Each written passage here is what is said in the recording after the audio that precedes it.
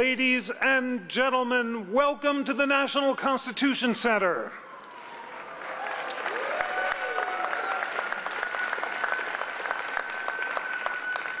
It is an honor to welcome you on this meaningful occasion as the National Constitution Center awards the 2017 Liberty Medal to Senator John McCain.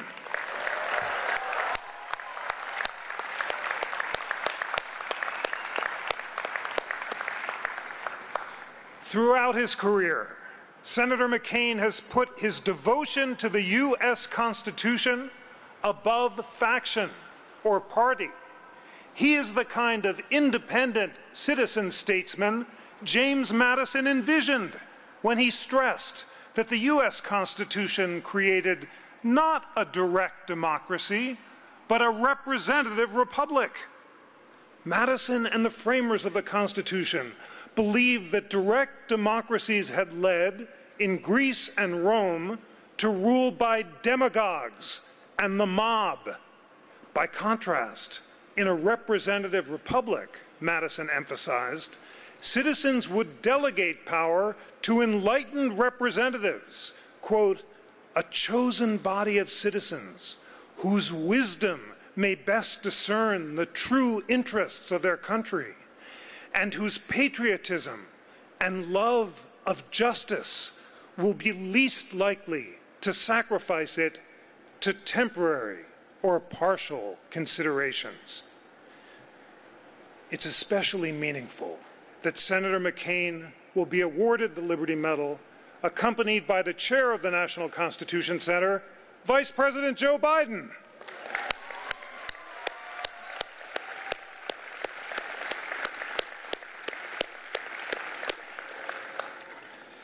Vice President Biden served in the Senate with John McCain for more than 2 decades, and their willingness to work together on behalf of the United States of America represents a Madisonian ideal that is now under siege. Today, new populist forces and social media technologies are balkanizing citizens into filter bubbles and echo chambers, speeding up public discourse in the process. The result is polarizing our media and elected officials and threatening values of thoughtful deliberation and public reason in precisely the way the framers feared. That's why the National Constitution Center's mission of constitutional education is so urgently important.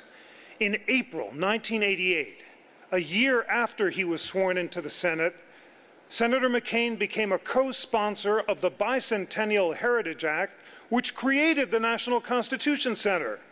That act gave us an inspiring educational mission to disseminate information about the U.S. Constitution on a nonpartisan basis in order to increase awareness and understanding of the U.S. Constitution among the American people. 30 years later, increasing constitutional awareness and understanding is more necessary than ever. It is crucial that we bring together citizens of different perspectives on all media platforms to listen respectfully to constitutional arguments on all sides. We need to empower all Americans to educate themselves about the Constitution so that we, the people, can deliberate thoughtfully with each other and choose enlightened representatives like Senator McCain, who will deliberate with similar thoughtfulness rather than retreating into polarized camps. The future of liberty and democracy depends on constitutional education. As Jefferson said, democracy cannot survive both ignorant and free. The centerpiece of the Constitution Center's educational efforts is the online interactive Constitution. It's received nearly 12 million hits since it launched in 2015.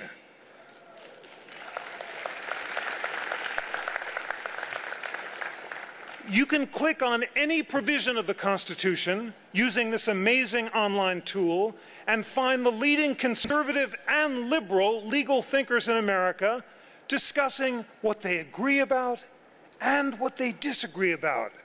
This wonderful platform is a model for the kind of thoughtful, multi-partisan deliberation that Madison considered essential to the preservation of freedom and democracy in America.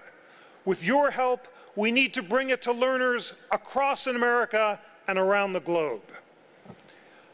By spreading light and constitutional understanding, the National Constitution Center inspires all citizens to preserve, protect, and defend American liberty in the spirit of sacrifice and service exemplified by the heroic career of Senator McCain. Few among us will be called to the life of sacrifice and service that John McCain has devoted to the United States of America, but all of us are inspired by his example.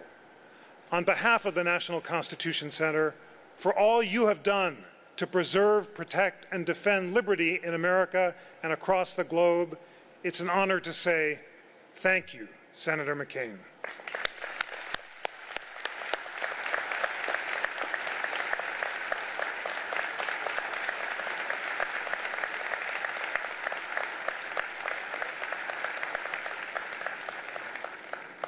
John McCain's life has been all about fighting for freedom. He is truly one of America's heroes. The personification of courage and independence.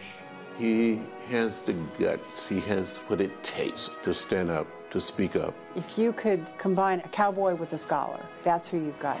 John Sidney McCain III comes from a long legacy of service to country. His grandfather was an admiral, his father was an admiral. His family has served in every conflict since America's founding. It dates back all the way to General George Washington's staff. Senator McCain was born in August of 1936 at the Naval Air Station in the U.S.-controlled Panama Canal Zone, where his father was stationed. My dad had just kind of intense admiration and respect for his dad. He was a very small man. I mean, he was 5'4" maybe, but his presence was stunning. McCain's father was a submariner. His grandfather, a sailor who pioneered naval aviation strategy on aircraft carriers. As a boy, he admits a mix of pride in the family legacy and resentment that his life's course seemed preordained. And there was never any other consideration other than he would go to the Naval Academy, which made him a little bit rebellious. When he was 15, his parents sent him to Episcopal High School, a private boarding school in Alexandria, Virginia. He had been to a lot of schools as they moved around from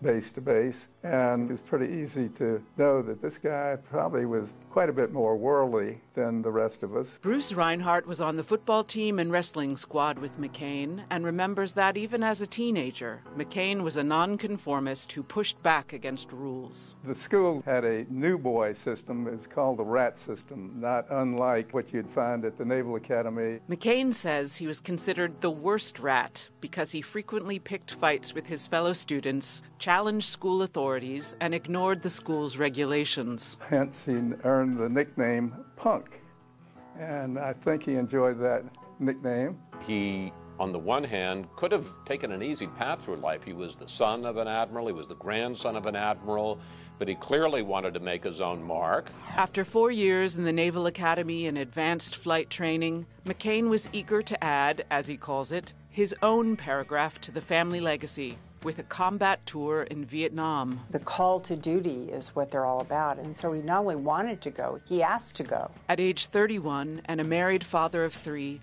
John McCain joined the squadron on the USS Forrestal as an A-4 pilot, and it was on the flight deck in late July of 1967 that he had his first real brush with death. Dad was on deck. His plane was going to be the next one to launch. A power surge triggered the accidental launch of a rocket across the ship's flight deck, striking a fuel tank and igniting a massive fire on a ship loaded with bombs. They were sitting ducks there, and they were trying to offload these bombs into the water and trying to get the fire out. So many men died that day, but he rolled off the nose of the aircraft into the fire and ran. And he always says how he's the luckiest guy he knows. I've always felt he's the luckiest and unluckiest guy. After surviving the Forrestal, McCain could have gone home. Instead, he volunteered for another tour on the USS Oriskany, a carrier that had suffered its own major shipboard fire just a year earlier. To him, it wasn't about being a pilot in a war. It was about serving his country. And he signed up to do that, and he was going to do it. 3 months later, McCain's plane was shot down in a bombing mission. Then I found myself falling toward the middle of a small lake in the city of Hanoi with 2 broken arms, a broken leg, and an angry crowd waiting to greet me. He'd broken his arms and leg on ejection. His captors broke his shoulder with smashing blows from a rifle butt, then dumped him in an empty cell at the infamous Hanoi Hilton. We knew he had been captured, so we knew he was alive. As we learned later, he came very close to death a couple of times. He was given medical treatment only after his captors learned his father was an admiral. How is your food? It's not like Paris. He was a potential propaganda piece because of my grandfather, and they were trying to exploit that to their advantage. His jailers offered to grant him early release and a chance to escape his suffering. He said, I'm not leaving. Code of conduct. You go home in the order of your shoot down. Mccain would later learn that the day he was to be sent home was the day his father was to be promoted commander of the entire Pacific Fleet. And they thought they would secure a public relations coup by releasing him back to the States. He could have taken advantage of that, gotten out early. He stayed in line, did his duty, did the right thing. How many people, given the choice, would stay true to their code, true to their brothers who were there in the North Vietnamese prison and refuse to go home? I said that must have been a really hard decision. And as it turned out for my dad, it was not a hard decision. His punishment for rejecting early release was 4 days of beatings. They worked me over harder than they ever had before. Cracking his ribs, breaking his teeth, and re-breaking his arm. Ernest Hemingway has a famous line in Old Man and the Sea, "Man can be destroyed but not defeated." And every time I think of that, I think of John, because of his strong and relentless will to live, to serve, to fight for what he believes in. His first 2 years as a POW, McCain was placed in solitary confinement. It's a test of strength, of human dignity. By the time he joined his fellow POWs, he weighed just over 100 pounds. His broken arms still useless. They put me in a cell with 2 other Americans. I couldn't even feed myself. They did it for me. Those men saved my life. The experience, McCain has said, changed him from a rebel without a cause to a maverick on a mission. You're powerless. You're at the mercy of your captor. And the only thing you hold on to is your ability to be faithful to your country. After 5.5 years, McCain was sent home in March of 1973. His time as a POW, he says, made him appreciate that America's freedom was an honor, and that with honor comes obligation. He retired from the Navy in 1981 and won a seat in Congress the following year. He couldn't serve in the military anymore, so he went into politics. As a member of the House and then the Senate, he's been a champion of veterans. Someone who always had the backs of the men and women of the U.S. military, no matter what. And when President Bill Clinton called for normalizing relations with Vietnam, McCain became a leader in the charge. One of the 2 key people, John Kerry, was the other one. He's made 22 trips to Vietnam. We had to chase down every lead with respect to the potential that in America was still being held. And there is something really striking about a man who spent 5.5 years in a prisoner of war camp, having then 22 times gone back. We visited the Hanoi Hilton, and I will never forget, ever, the emotion of being shown the cell in which he spent a fair amount of time. He now is someone who's also viewed by the Vietnamese as their best advocate in Washington. Family and colleagues will tell you he's still very much the rebel. He has a contrarian streak a mile wide. I'm sure you've heard the fiery Mccain as an adjective often used to describe Dad. I said, you know, John, those guards who watched over you for over 5 years in North Vietnam are still going to group sessions all these years later trying to recover. The same courage that John showed in Vietnam, he shows in Congress almost every week. I remember one time I was getting some grief from local editorial boards and people because I was going after earmarks and egregious spending. And I was on a flight with him, and he came back to my seat. He put his finger right in my chest, and I thought, oh, I'm really in for it now. And he said, don't give up. You're doing the right thing. That's meant more to me over the years than anything. Senator McCain has been a role model for those of us who are younger senators about how to be your own man. When he talks, the room goes quiet. People always know that something important is going to be said. What's so unusual about John McCain is that combination of willingness to be a maverick and a real concern to be effective, to make a difference. And that's a very rare combination. If McCain got his straight speaking style from his mother, an absolute dynamo. She's 105 now and is still going strong. He got his tireless work ethic from his dad. He's a tremendous worker. He always wants to be prepared and ready. How he does it physically, I don't know. We saw interns just begging, I got to take a break, because they couldn't keep up with him. John came back to the Senate right after the diagnosis of brain cancer, against the advice of his doctors. Tough diagnosis to get, but an even tougher guy. He's consumed with doing his duty. He works like a sailor, he fights like a sailor, he swears like a sailor, and he is one of the greatest patriots I've ever met. He recognizes the need for America to be a voice for those who don't have much of a voice. Somebody asked him, what should the purpose of American foreign policy be? And he said, I can't think of a better answer to that than the Declaration of Independence. Every one of us on earth is created equal, and we've got the right to life, liberty, and the pursuit of happiness. He has always put this country first in everything.